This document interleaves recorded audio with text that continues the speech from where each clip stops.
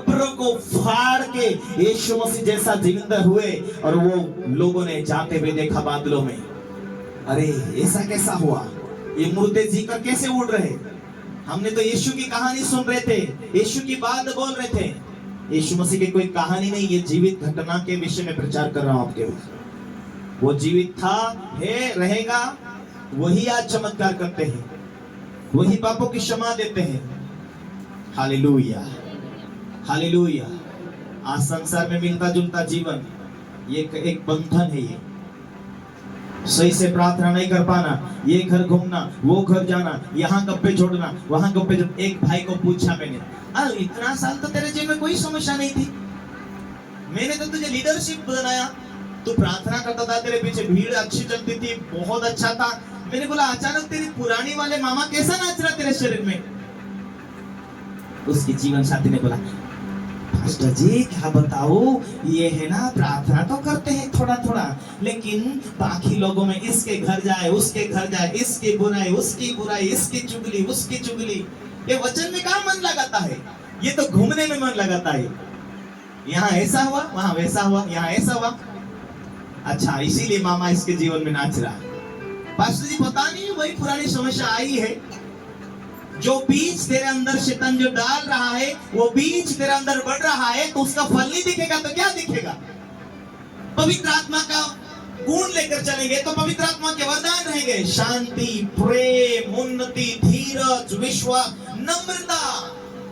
विश्वास है तो जय जयकार करने के लिए चर्च जाएंगे, विश्वास है तो हम बड़ी हिम्मत के साथ प्रार्थना करेंगे।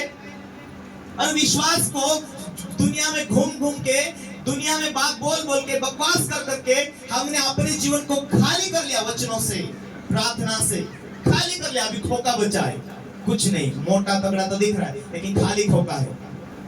शैतान देखता है इसके जीवन में वचन नहीं, परमेश्वर का डर नहीं, परमेश्वर की इच्छा पर चलने के लिए नहीं, परमेश्वर के मार्गों में चल नहीं रहा। शैतान आकर बैठ जाता है, वो तो दर्द देने लगता है, मुसीबत देता है। इसीलिए कहीं ना कहीं परेशानी रहती है, क्योंकि शैतान जब आता है तो अपना बीज, अपना फल लेकर आता है,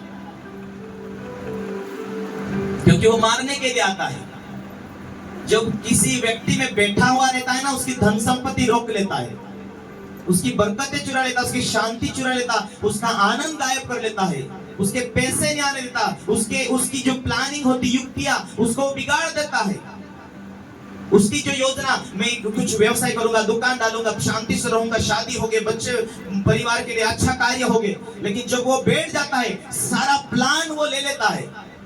जहां जाना चाहिए वहां नहीं, जहां वो भेजना चाहिए वहां भेज देता है। जो बोलना चाहिए वो नहीं, परंतु जो ना बोलना चाहिए वो बुलवा देता है।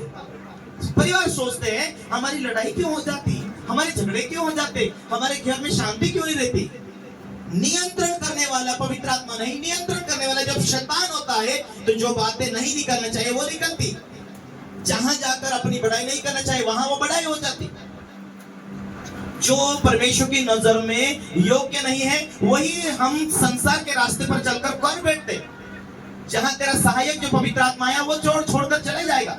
जो तेरा ढाल बल बन के स्वर्गदूत तेरे आगे आगे चलता है वो छोड़ के चले जाएगा।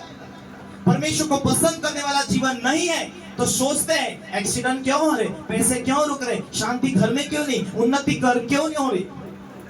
सारा दिन भर हम बाहरली बातों को सोचते रहेंगे, हम वचन को सोच में नहीं रखेंगे। एक ही बात बोलना, वचन पढ़ते हैं समझ आती, प्रभु मेरा ढाल और मेरा बल है, मेरा छुड़ाने वाला जीवित है। रोज आप वचनों में रहेंगे, वचनों को याद करेंगे, वचनों को घोषणाएं करेंगे। कैसे सेट नहीं होता, 2-3 साल में तो तुम्हारा गाड़ा सही दिशा में चलने लगा, सब कुछ सही तुम्हारे नियंत्रण में आना शुरू होगा। चाहे शांति हो, चाहे बरकत हो, चाहे उन्नति हो, चाहे भलाई हो, जो कुछ। उन 2-3 सालों में तो तुम प्रचारक बन जाते, 2-3 साल में तो तुम गवाही देने वाले बन जाते। अरे तू प्रभु की बेटी है, तू नहीं कर सकता, लेकिन खुदा की आत्मा की ताकत, सामर्थ्य जो तुझ में है वो करा सकती है। तुझे साधारण रहने के लिए नहीं बोला, तुझे